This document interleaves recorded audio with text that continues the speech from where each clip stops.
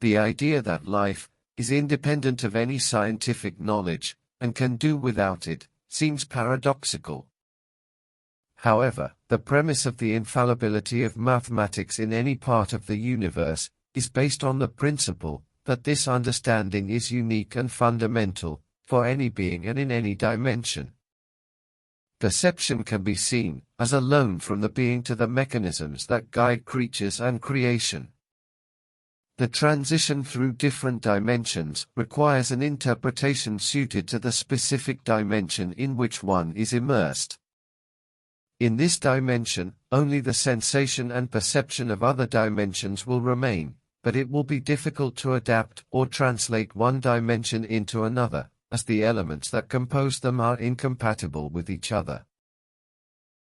Trying to explain one through another, using the tools of one or the other, is beyond the capacity of the inadequate and unconscious being. The conscious observer, who moves through different dimensions, allows understanding to keep sensations alive at the appropriate intensity for those who are still dreaming. The stroke on nothingness is the first dimension. But this, by dividing nothingness, forms the second and the third.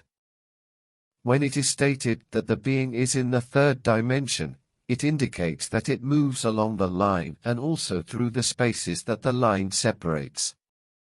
By inscribing a new line, the fourth, as well as the fifth and sixth dimensions, created. Similarly, a seventh dimension generates the eighth and ninth, and so on. Advancing to a higher dimension, contrary to what illusionists claim, means moving further away.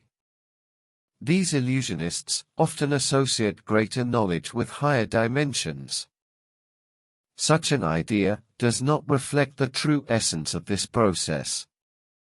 Immersion in depth strips away the outermost surface and layer by layer, eliminates the others until reaching the first surface, the origin of all the others. Depth dissolves surfaces. This process leads to knowledge. This, too, is called knowledge. He who contemplates infinity in a grain of sand understands that infinity does not inherently carry eternity within its nature.